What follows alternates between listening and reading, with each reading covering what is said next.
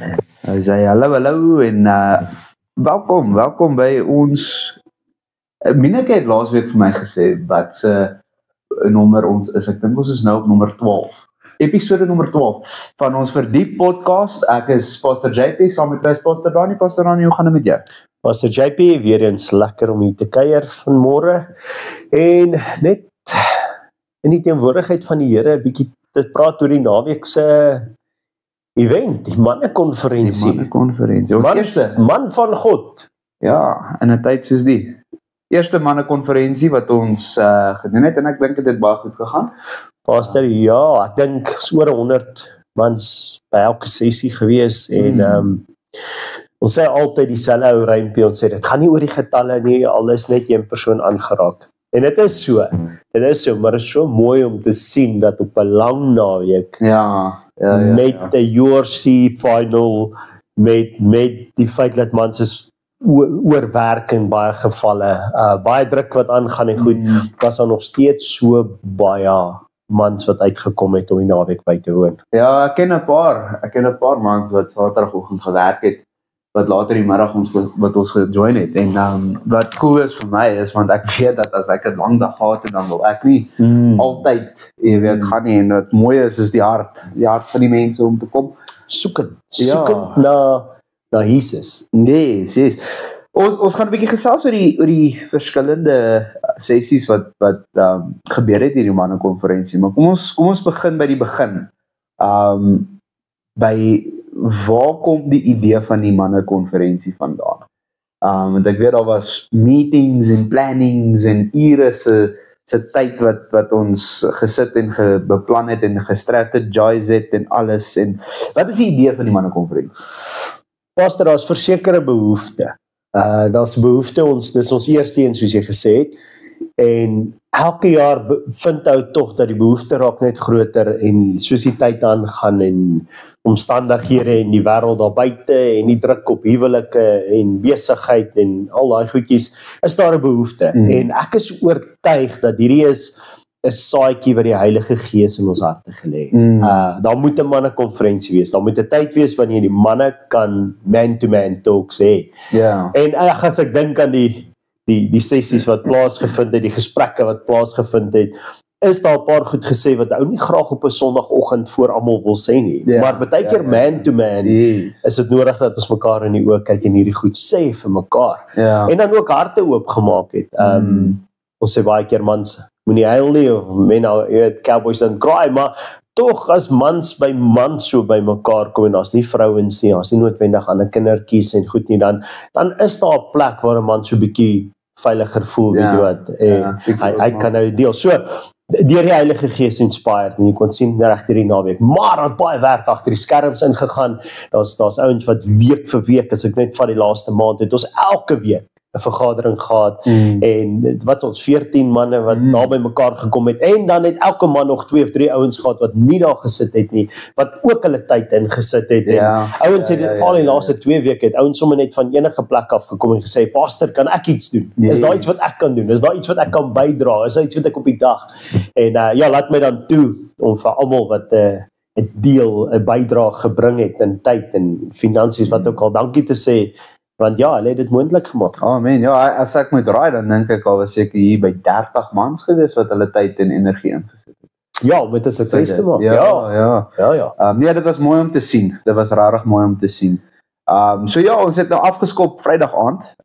6:00 het ons afgeskop, en Rico het 'n bietjie weer kom bedien hierso by ons, en hy het bietjie gepraat oor die Vaderhart. Wat 'n sessie. Nee, wat 'n sessie. Pastor, wat het vir jou uitgestaan daarso? Wat is die takeaway vir jou gewees? 2 goed wat bitter belangrik was in sy sessie is die ene wat hy sê, just be. Just be a son of God. Hy het jou geskape to be, en die Genesis gedagte van God het die Adam gemaak om te be, en deel daarvan is Vader wil fellowship met ons, en hy kan net regtig in werklikheid en in waarheid met ons fellowship as ons onsself is. En hy ken jou swakhede. Hy weet, jy weet dit, daar's nog baie keer selfs in vriendskappe wat jy so half iets voorgee. wat jy nie is nie. En jy so bang, kan so maklik so bang wees, jou vriende vind uit jy is nie so taaf soos jy sê jy is nie, of jy is nie so funny soos jy voorgee jy is nie, of wat ook al, maar die Vader ken elke ins en outs, swakhede en alles, en tog kies hy om by ons te wees. So daai eerste gedeelte, just be a son of God. Ja, ek het na die tyd 'n bietjie met hom gepraat, en hy het gesê, jy weet, ons mans veral, is baie goed daarin om maskers te dra. Jy weet, wanneer dit kom by ons vriende, voor ons mense, jy weet, voor jou familie selfs, want daar is 'n front wat jy wil opsit.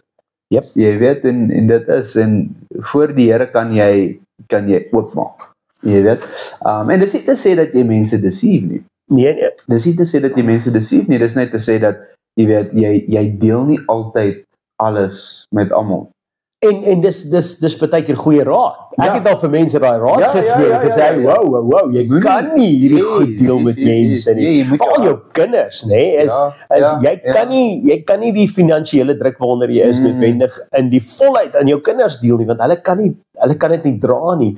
So ons noem dit 'n masker, maar baie keer is dit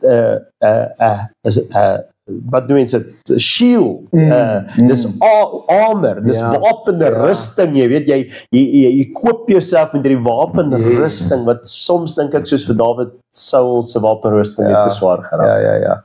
Ja, nee, dit is, maar die punt is, dat daai goed kan nie na die Here toe vat. En ek dink ons het so 'n paar episodes terug, het ons gepraat van, wees eerlik met God. Jy weet, gaan na die Here toe, en wees eerlik met hom, wees eerlik met hoe jy voel, wees eerlik met die druk wat jy het. En die ding van 'n vader hart is, 'n pa wil, jy weet, 'n pa wil hoor hoe dit gaan met sy seun. Jy weet, of dit nou goed gaan of sleg gaan, 'n pa wil hoor.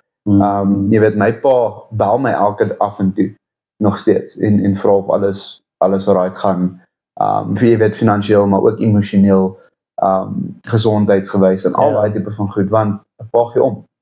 Jy weet, en ek dink dit is die vaderhart wat Enrico wou oorbring. Wat vir my uitgestaan het, was hy die vraag gevra, of hy die stelling gemaak dat elke persoon kom op 'n punt, en daar is situasies in ons lewens wat ons bring tot op 'n punt waar ons die vraag vra, do I got what this takes? En ek onthou, ek het daai presies dieselfde vraag gevra die dag toe my dogtertjie gebore was. En ek was vir die eerste keer vasgehou. En ek maak die grap, toe die hospitaal my en my vrou net sommer so huis toe gestuur het met die babietjie.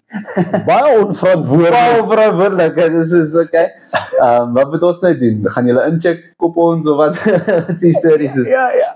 Do I got what this takes? Jy weet, die eerste keer wat ek, jy weet, vir 'n doek moes ruil of vir kleertjies moes aantrek en die sukkel, want jy weet, dit is daai nuwe, do I got what this takes? En die feit dat die conviction net weer op my gelê is die enigste persoon wat dit kan doen is ek. Jy weet, net ek kan 'n pa wees vir my dogtertjie.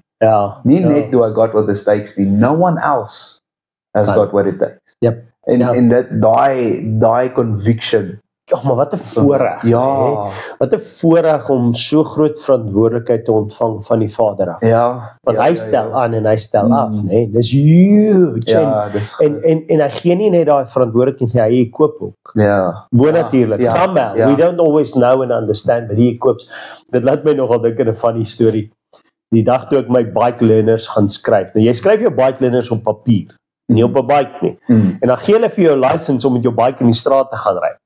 Jy al net gedink aan die crime, dis so onverantwoordelik. Nou, ek het nie groot geword met 'n bike, ons op die plaas scrambler gejaag en dit by my ouma en dit, maar nie met 'n bike op die pad nie. En ek onthou nog, ek het my bike learners gedoen in die dorp en toe op my bike geklim en teruggery plaas toe. En for some reason het ek gedink dat daai XT, daai bike waarmee ek ry, daai 660, moet jy soos 'n speed bike kan toe lê as jy hom wil laat draai. Jy weet wat, ek het dit al op 'n TV gesien. Jy moet nie lag nie.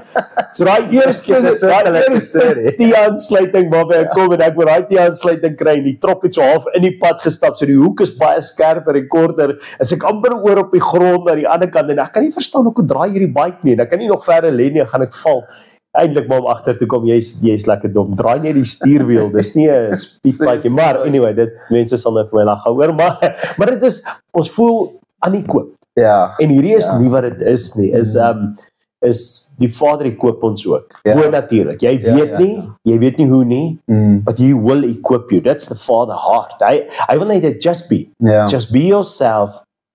Just be the person I created you to be and trust me in this.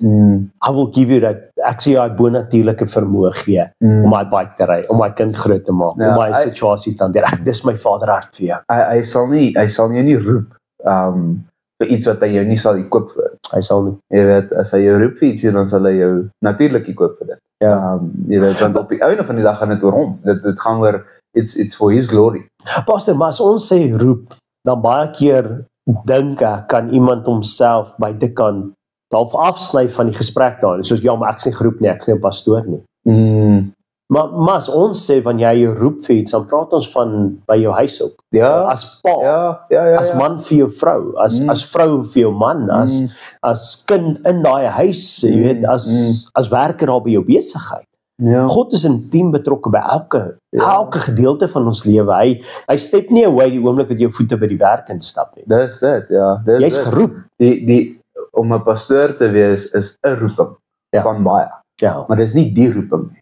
Ja. Jy weet, almal van ons het 'n roeping. Almal van ons het 'n calling op ons lewens, en of dit nou is by die werk waar jy is, en of dit nou is by die huis waar jy is met jou familie. Ja. Jy het 'n roeping en daar is nie ek wil sê daar's nie 'n groter roeping of 'n kleiner roeping nie. Daai roeping is net so belangrik. Ja. Jy weet, dit is net so belangrik. Ek bedoel, ek het dit Sondag aand en ek jump nou 'n bietjie vorentoe, maar ek het dit Sondag aand genoem, die maatstaf om te kyk of die samelewing gesond is die gesondheid van die huishouding.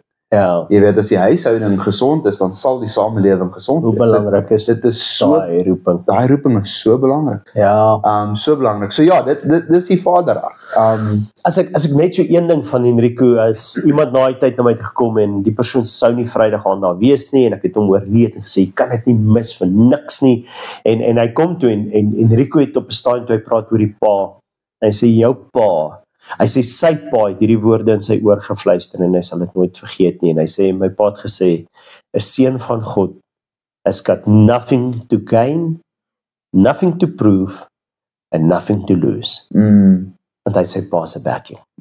Ek sal al wees. Ek jou pa, jy het niks om te bewys nie, jy het niks om te gain nie, niks om te verloor nie, want ek jou dad. En hy het toe gesê, joh, dit het hom net so geraak, and that's so true. Just be a son of God. Just be a child of God.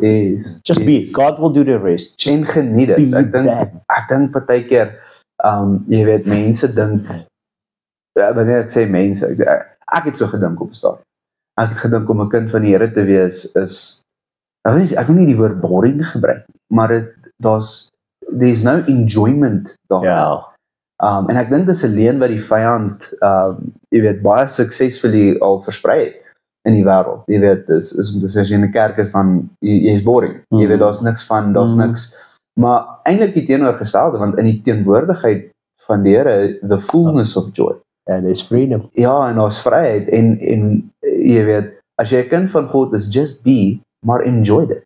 Ja. Jy weet, daar's benefits wat kom daar. Ek bedoel, jou Vader is die koning van die konings, jy weet, die skepper. The joy of the Lord is our strength. Dis dit. Rejoice, again I say rejoice. Ja, en dit is sy hart vir jou. Ja, jy weet, sy hart vir jou is om in abundant joy te leef. Jy weet, daar's 'n ou, want ek weet die ek wil nie sê die kritiek nie, maar die vraag gaan gevra word, jy weet,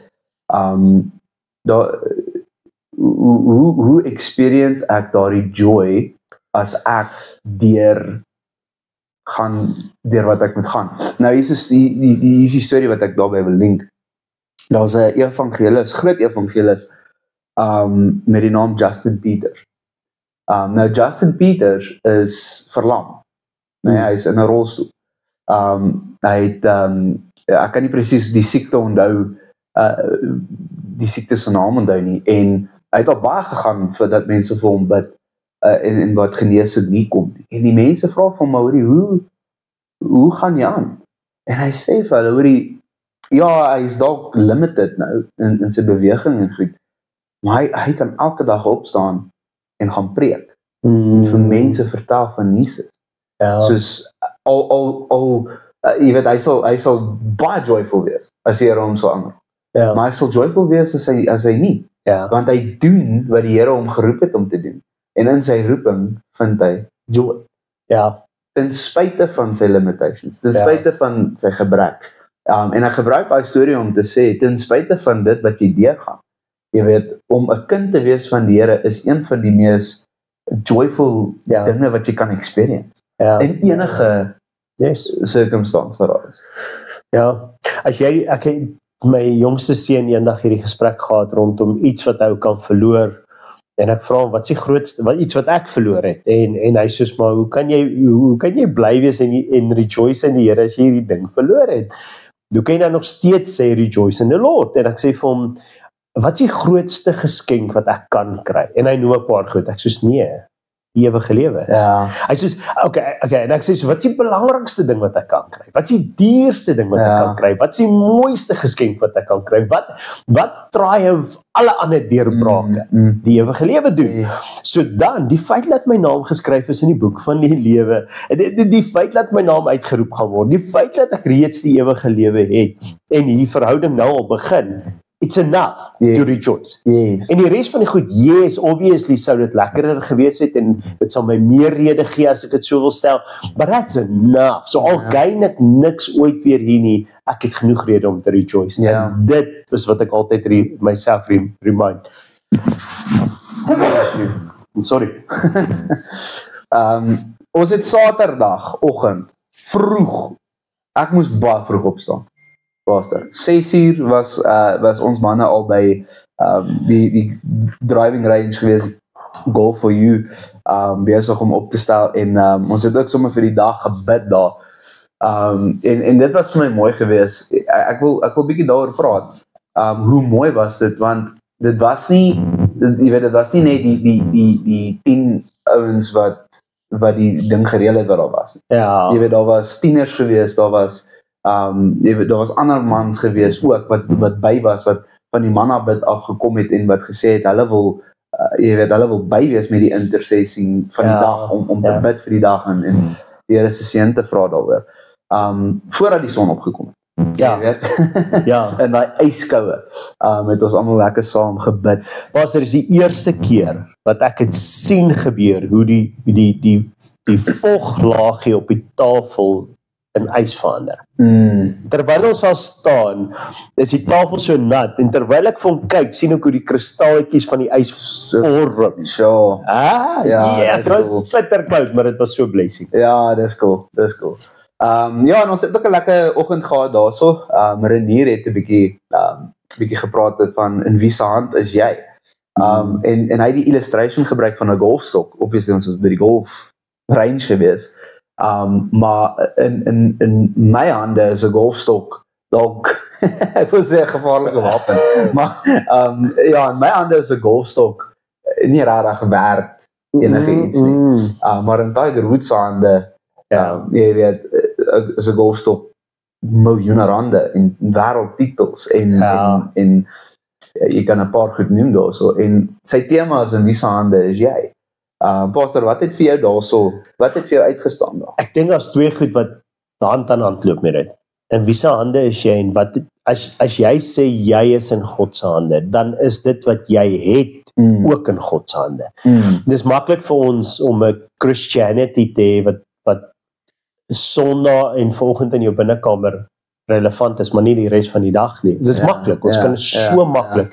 Maar wanneer ons sê, maar ek is in God se hande, dan gee jy oor. Dan sê Here, ek is in die hande, en alles wat ek het is in die hande. Daar's niks, ek is nie in die hande, en dit wat ek het is in my hande nie. Alles wat ek het is in die hande. Dit beteken ook dit wat werk en nie werk nie. Dit wat ek gemors is en nie gemors is nie. Dit daar waar ek triomfeer en daar waar ek nie triomfeer nie. Alles is nou in die hande.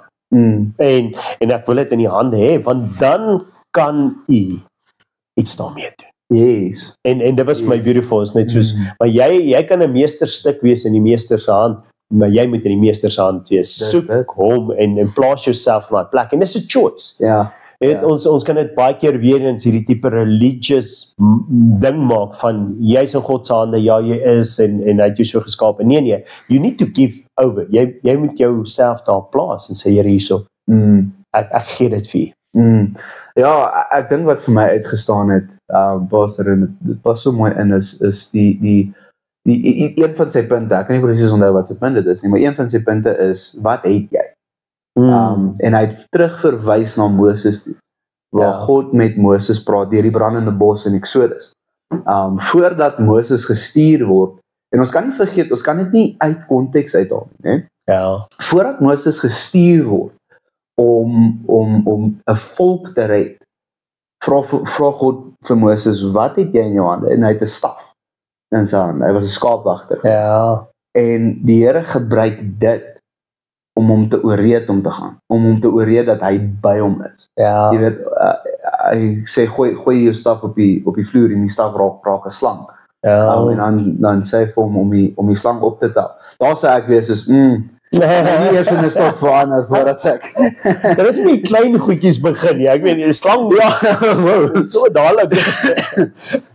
Maar dit was vir my mooi geweest, want baie keer dink ons dat jy weet, ek gaan eers moet gaan swat en ek gaan eers moet gaan jy weet, ek gaan eers moet gaan leer en sekere goed gaan kry en jy weet, die Here kan my nie gebruik nie, want jy weet, ek het nie geld nie.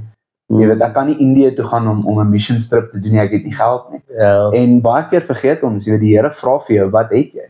Ja, waar is jy? Wat het jy? Waar is jy? Wat het jy? Want die Here gebruik dit nie om klein goed te doen. Weet jy, ons moenie die storie Jesus met die vissies. Jesus met die vissies en die broodjies. So dit is nog 'n punt wat hy gebruik. Ja. Maar ons kan nie die storie van Moses uit konteks uithaal nie. Want Moses het die volk gaan red. Ja. Jy weet, God gebruik die klein dinge in jou hand, die klein dinge wat jy het, die min finansies wat jy dalk het, jy weet, jou treasure, jou time en jou talents is die 3 T's wat God wil gebruik, en dit wat jy het, gaan hy gebruik vir groot goed. Sure. Jy weet, en jy moenie die Here onderskat in dit wat hy kan doen met die min goed wat jy dalk het. Ja, miskien moet ons volgende jaar se tema maak, man van God vir groter dinge. Vir groter dinge. Want dit is presies dit. Jy weet, ek dink ons limit Jesus deur ons mindset, deur ons. En obviously, jy weet, ou begin met jou gebrek. Jy dink eers aan jou gebrek. Ja. As iemand vir my sê, hoor, kan jy hierdie werk doen, dan dink ek, wat kan ek nie doen nie? Ja. Wat ek nog nooit gedoen het, toe jy babatjie in jou hand is, dink jy, maar ek het nog nooit 'n babatjie in my hand gesit nie, nog nooit 'n babatjie groot gemaak nie. Ja.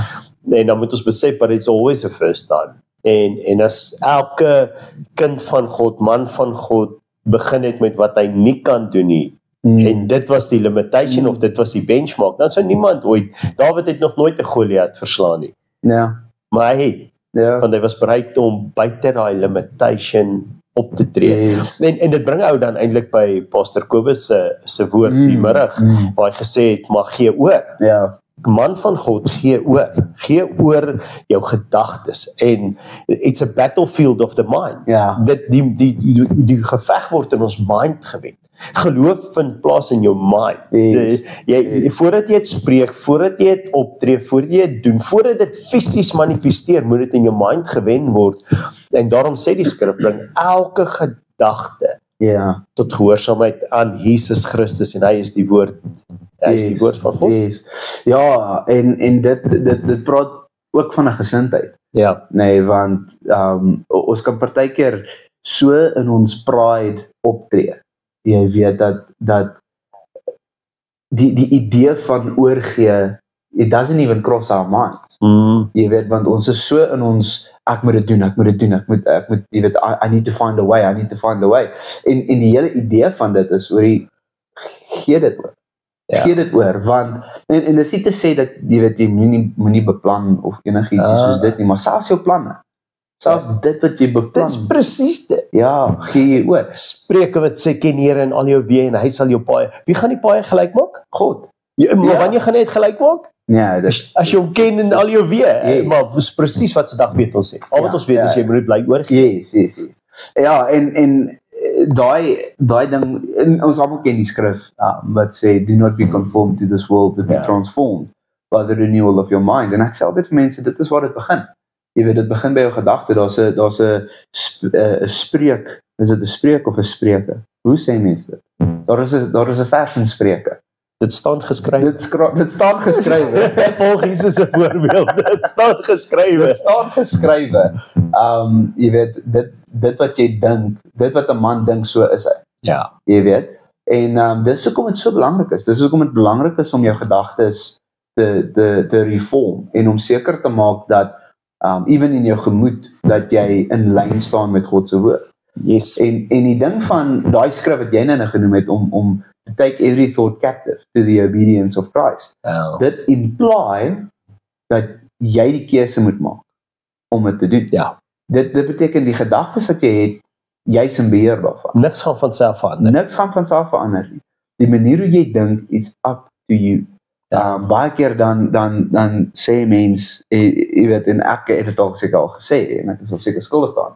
Baie keer dan sê ons, Jesus, maar die duiwel het hierdie gedagte in my kop gesit. Dan sê ons, okay, maar dis jou verantwoordelikheid om daai gedagte gevangenis te bring. Door die gehoorsaamheid van Christus. Dis wat die woord vir ons sê. Of dit nou kom van jou af, en of dit nou kom van die vyand af, en waar ook al die gedagtes vandaan kom, it's your responsibility to take it captive.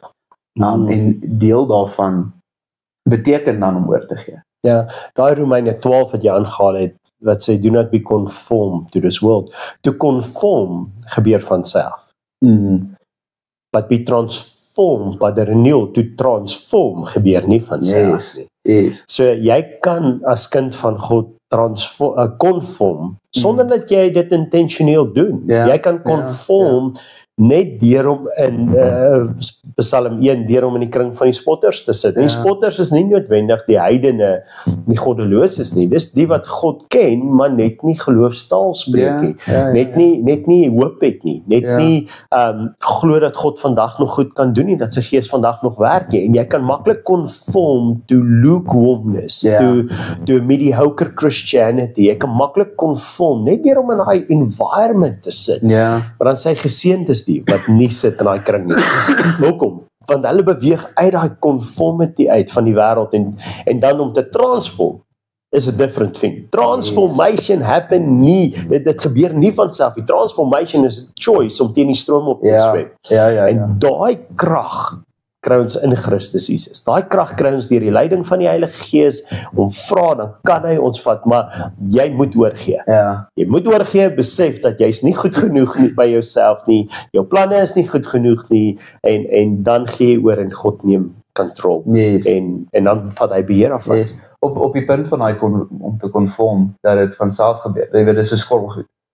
En ek dink almal kan relate daarmee, alle mans kan relate daarmee. As jy jy weet, jy maak nou kos en jy eet, dis een keer so eet, en dan sê ek, as jy so baie skorrelgoed. Nee, en dan die volgende oomblik as jy weer kyk, dan daai hele kombuis vol skorrelgoed. En dan dink jy by jouself, hoe het dit gebeur? En dit is presies wat gebeur met die conform. Dit vat 1 of 2 keer, jy weet, wat jy in die kring van spotters sit. En die volgende oomblik, en ek het dit al bevind, en ek glo jy het dit al bevind, en ek dink enige luisteraar wat eerlik is met homself, het dit al bevind, waar jy eendag net sit en kyk na dit wat om jou aangaan, en jou verhouding met die Here, en dan dink jy, maar hoe het dit gebeur? Hoe ek op hierdie stadium gekom? I used to be so close. Jy weet, ek was so naby gewees, en dit wat jy sê is heeltemal waar. It happens. En die transformation deel daarvan, dit is die keuse wat 'n mens maak. That's the choice that you make. Maar is dit nie ook dan so aansluitend met Morney en Dewald se getuienisse nie, is to be conformed to the standard of the world, or to be transformed to the standard of God. Jy weet, jy moet 'n keuse maak om God se standaard te gaan opsoek. Jy moet 'n keuse maak om te sê, Here, maar wat is 'n man in u oë? Wat is hierdie man, Dani Venter, wat is hy in u oë? En wat van waar ek al reeds konform het na 'n standaard wat die wêreld daar plaas, en 'n verwagting wat die wêreld op my het, wat van dit is buite dit wat u standaard is? Ja. Want selfs in my eie lewe, terwyl Dewald deel en terwyl Morney deel, en waar Dewald in die roete gegaan het om dan in homoseksualiteit en verslawings in te gaan en dit, want dis al wat hy geken het, dis al wat hy by hom gehad het, en Morney dan gekies het om nie daarin te gaan, en Morney getuig en sê, dit was so maklik, of ek was ook daar, en Dewald herken en sê, maar ek weet, ek moes op 'n stadium ander kies, maar dankie Here het my kom red. Besef ek dat, daai is die extremes daarvan, maar in 'n subtle way, in my eie lewe was daar goed wat ek gedink het, hoe ek moet wees, om 'n man van God te wees, wat God van my verwag, nie net altyd God nie, maar wat die omstandighede van my verwag. Ek het al hierdie baie getuig, maar ek werk in 'n corporate setting 'n paar jaar terug, en een van die ouens in dieselfde vlak as ek, maar in 'n ander departement, skree en vloek op die ouens om hulle te kry om te doen wat hy wil hê, en hy kom sit by my, en hy is amper asof hy bely teenoor my, en hy soos, maar anders te werk hulle nie. En ek kyk om sy, en ek soos, maar jy sien, dis waar ek verskil is, ek vertrou dat die Here deur my leiding, wat dan obviously bietjie anders is as sy tegniek, en daai was ook altyd my tegniek, dit was ook altyd my manier, maar ek vertrou dat God daardeur nog steeds dieselfde resultate kan bewerkstellig. En dis nie die norm om so op te tree om resultate te kry nie. Ja. En as jy in die verkeerde kring beweeg, dan voel jy, maar dit is die norm. Dit is hoe suksesvolle besigheidsmense dit doen. Dit is hoe 'n manager moet optree. Dit is wat die wêreld van jou verwag. So dan sit nie meer wat verwag God van jou om die resultate te kry nie, is wat verwag die wêreld van jou om die resultate te kry. En jy kan dit toepas in jou huwelik, jy kan dit toepas in hoe jou kinders grootmaak, met ander verhoudings, en dan selfs wanneer jy deur siekte gaan. Maar dan moet ons 'n stapie terugvat en sê, okay, maar wat verwag die Here van my? Wat verwag Jesus van my? Wat is sy standaard? En dan, hoe kom ek na daai standaard van man wees toe? Al is dit teenstrydig met die huidige kultuur. En die samelewing, en my vriende, en alles wat daar rondom my is. En ek sê dit, ek wil dit graag vir iemand sê, wat hierna luister vandag. Jy sit in 'n culture, tussen vriende, en dalk in jou familie, waar jy voel, dat dit is hoe jy moet optree. Maar elke keer as jy so optree, is daar 'n stemmetjie wat vir jou sê, hierdie is nie wat 'n man van God moet doen nie. En die Here roep jou vir meer. Hy roep jou vir meer, toets dit, gee dit oor aan hom. En al is dit hoe teen die cultural setting. Hy sal vir jou deur. Pastor, wat sê jy is makliker? Watter manier om op te tree is makliker? Conformity. Conformity. Ons sê, conform, because you conform, it happens van self. Jy pas in. Ja. Wat se een gee die beste resultaat? Ek dink in 'n wêreld, met die setting van die wêreld, dan oortuig jouself dat die conformity gaan die beste resultaat gee, en dalk in die oomblik, maar jy verloor die battle.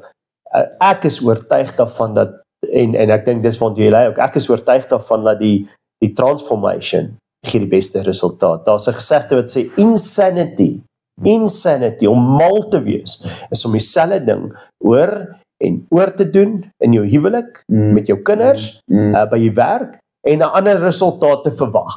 So, daar was eendag by ons, is die boere by mekaar kom gehad, daar op Laerstrif, op Stoffberg, waar ek gebly het, en dat 'n evangelist die boere kom toespreek, 'n bekende geestelike leier in ons land, en die boere kom toespreek, en op 'n stadium toe sê hy, hoe verwag julle, dat julle, mense wat vir julle werk, anders gaan optree, as julle bly van hulle, en met hulle praat, soos julle met hulle praat. Hy sê, julle sê hulle is dom, en dan maklei jy omdat hulle dom is. Hy sê, dit is hoe jy hulle optree, dit wat jy saai is wat jy maai, jy is in 'n boerderybedryf, jy is veronderstel om die konsep te ken, as jy mielies plant, gaan jy mielies oes, en tog, as 'n kind van God, as 'n man van God, bly julle dit doen. Julle oes, julle saai onkruid, en dan oes julle onkruid. En dan is julle verbaas, hoekom? En dan is julle verbaas daaroor. En toe noem hy, sê, het jy al gesien dat 'n werker by jou weggegaan het, en dan gaan hy iemand anders te doen, dan word hy ou super reliable, en super suksesvol, en een van daai ou se beste werkers, net omdat jy die verkeerde kunsmis op daai ou gegooi het, het jy die resultate. En dis presies dit, is yes, nou hier kry ek die ou om rond te hardloop. maar agteraf kry ek nie loyaliteit nie. En ek noem dit vir elke luisteraar, saai die woord van God. Ons is tog mans van God, man. Jy luister hierna omdat jy in die woord van God glo. Pas dit toe blindeliks. Pas dit toe, al maak dit nie nou sin nie, en al kos dit jou nou iets. Die eindresultaat sal net beter wees. Sal net beter wees, ja. Nee, verseker. En wat 'n getuienis, van Dewald. Waar die Here hom kom red het en kom ontmoet het op 'n onnatuurlike manier. Dan het ons 'n bietjie van 'n breek gehad. En toe het jy en jou broer Wimpie 'n bietjie gesels, né? Ja.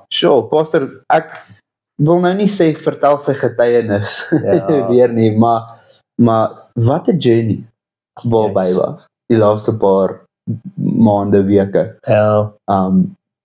Pastor, ek dink die ding wat my die meeste vang van Wimpie se getuienis, obviously is hy my ou boet, en ek het soveel respek vir hom, en ek het die getuienis begin deur om so bietjie te sê wie hy is, en hoeveel onderskeidings het hy gehad, en hy's 'n suksesvolle besigheidsman, en dinge wat hy al bereik het, en waar hy is, want partykeer het mense al hierdie ding van, jy bring die getuienis omdat jy niks het om te verloor nie, jy weet, jy so half, jy kan nou hierdie weird Christian word, en jy kan nou hierdie weird Christen word, want jy het niks om te verloor nie, jy weet, maar hy het alles om te verloor.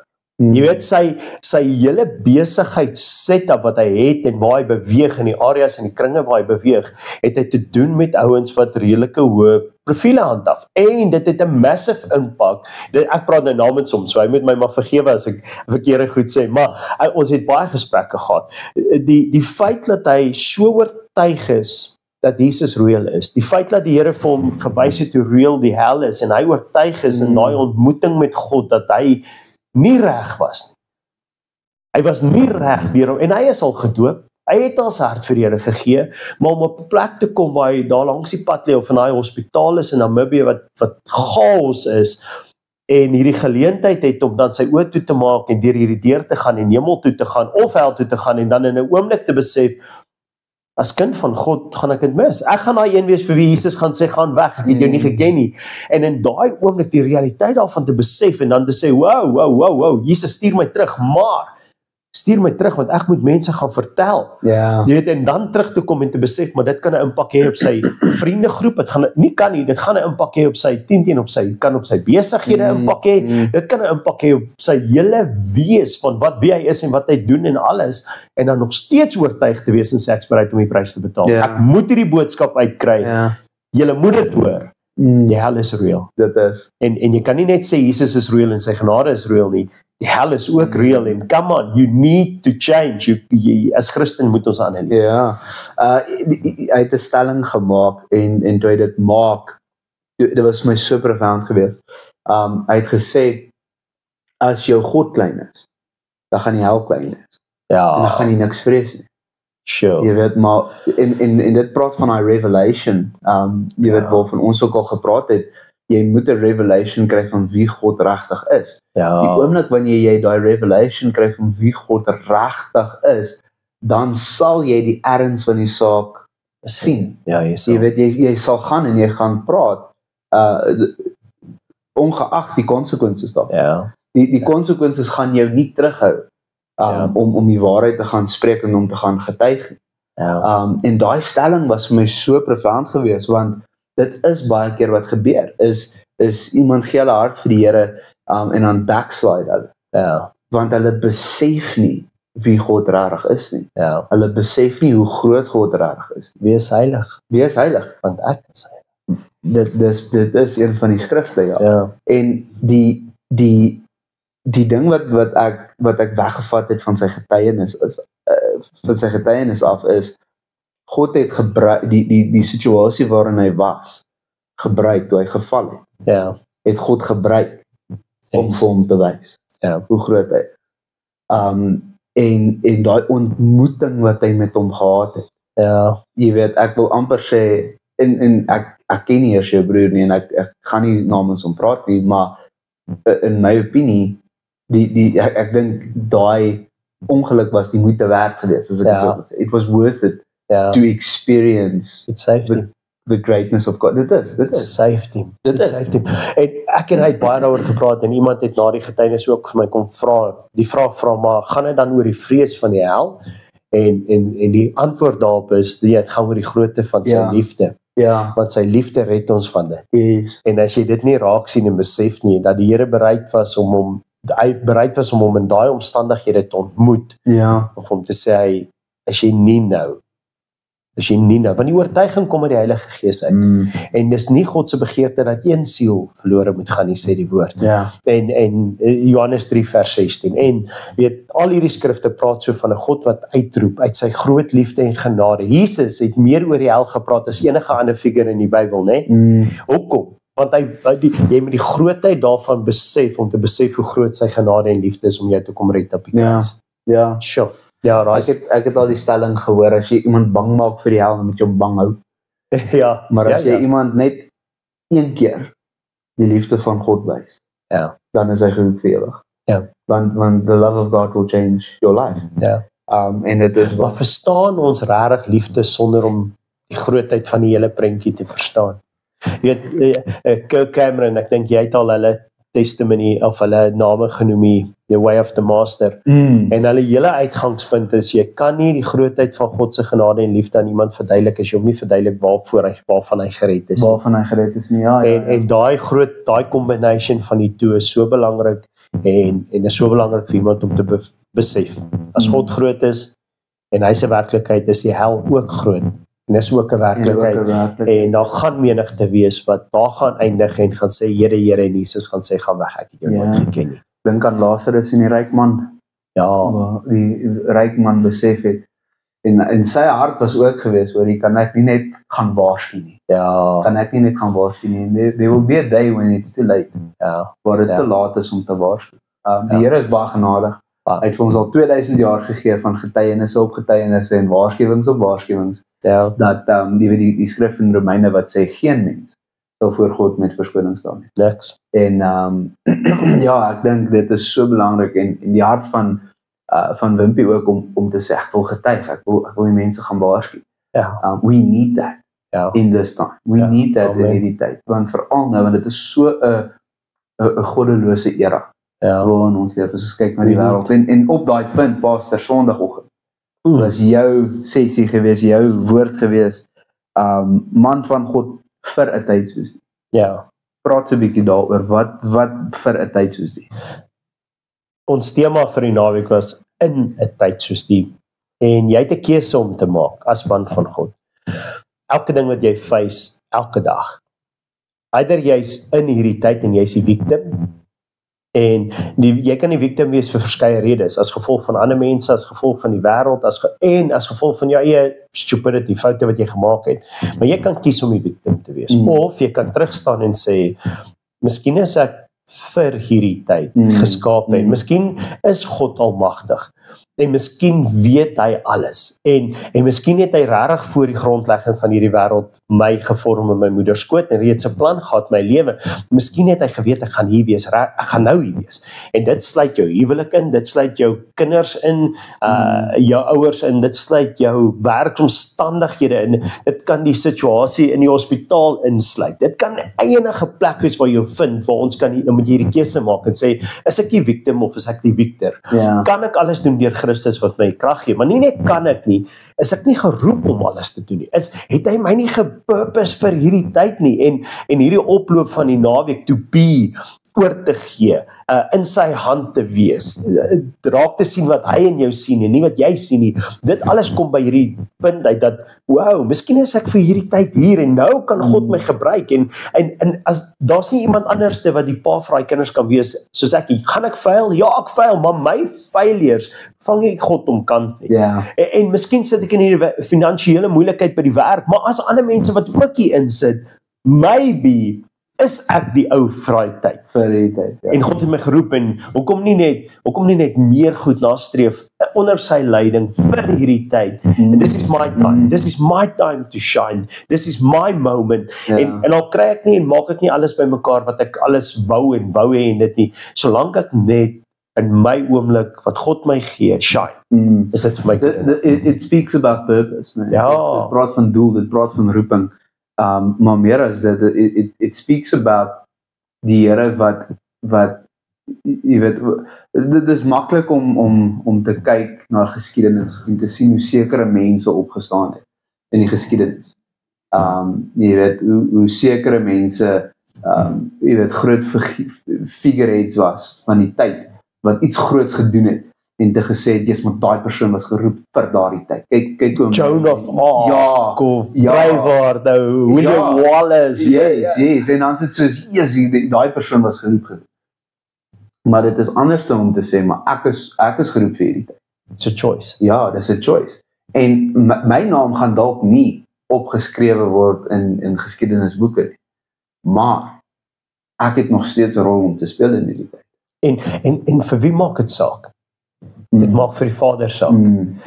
Pastor, dit maak vir die Vader saak. As ek in die hemel instap, wil ek ook net die woorde hoor, well done my faithful servant. Dis al. I really don't care. En dis daai ding. Ek wil vir hierdie tyd doen wat Vader my vra, so as ek daar instap, hy vir my sê, yes, well done my seun. Nee, gaan vir my weg, ek het jou nie geken. Wie's jy? Jy het so probeer iemand anders te wees, en jy het so probeer ander mense impress, en goed, jy het gemis wat ek wou doen. Sure. Ja, daai woorde, ek dink dis een van die skerigste skrifgedeeltes is daar waar Jesus sê, gaan van my weg, ek het jou nooit geken.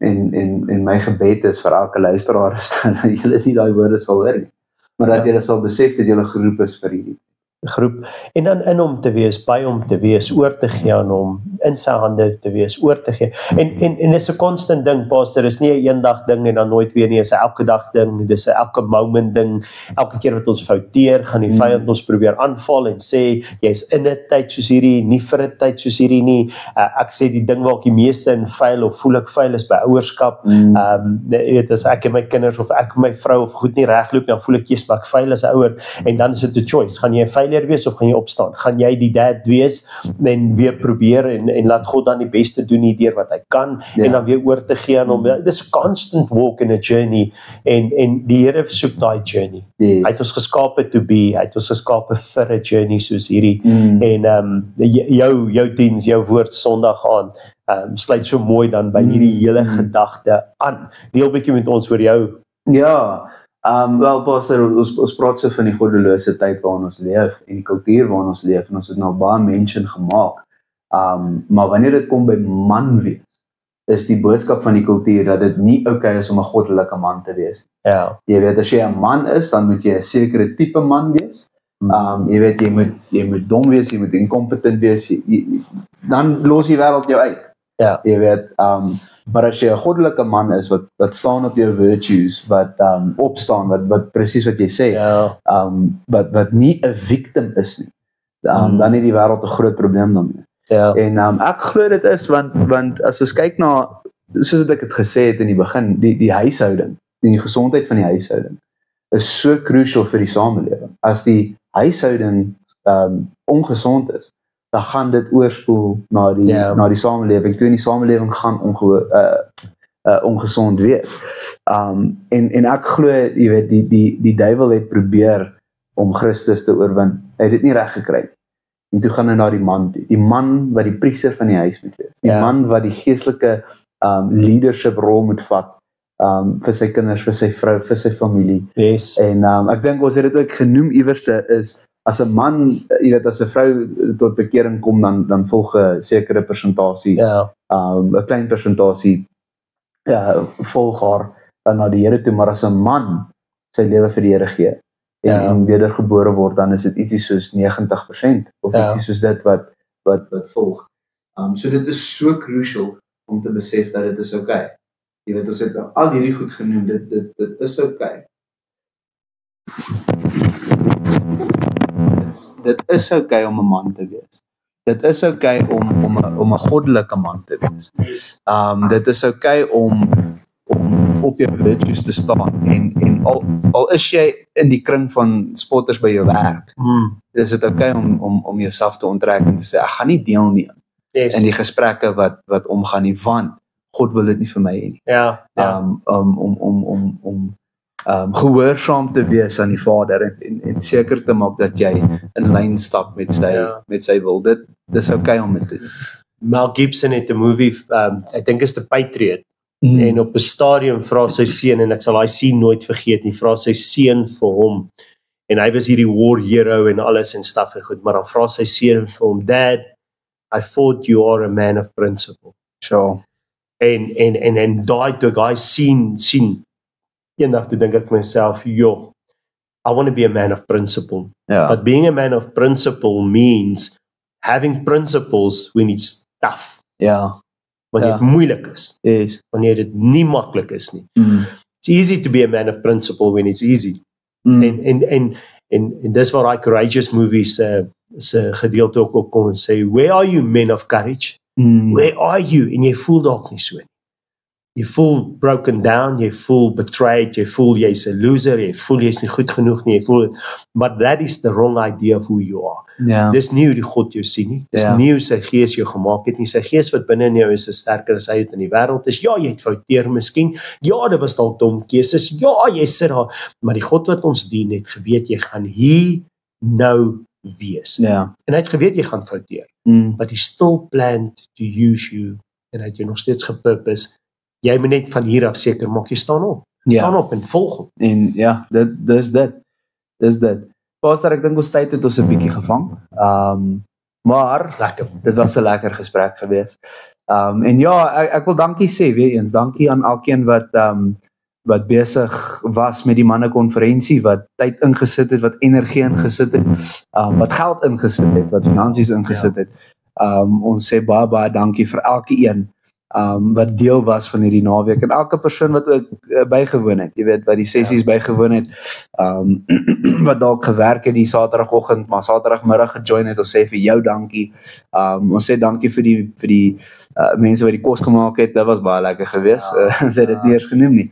Maar vir elke persoon wil ons sê baie dankie. Vir elke luisteraar wat hier luister, ons hoop dat julle dit geniet het en dat dit julle geseën het.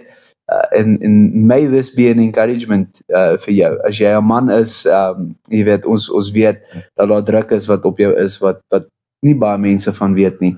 En be encouraged met hierdie gedagte dat die Here is saam met jou. En die Here sien jou raak en weet waartoe jy gaan. En sy hart vir jou is soos wat Enrico gesê het, jy weet, net soos die profeet ook, jy weet, Jeremia 29 vers 11. Die planne wat hy het vir jou is net voorspoed, nie teëspoed nie. Yes. En mag dit julle encourage en mag dit julle bless en share dit asseblief. Share dit met julle vriende en julle families. Moenie volgende jaar se man van God konferensie misloop nie. Behalwe as jy 'n vrou is. Ja. Hulle het voordele, ja. Hulle het ook 'n vroue konferensie. Die vroue konferensie was ook goed geweest.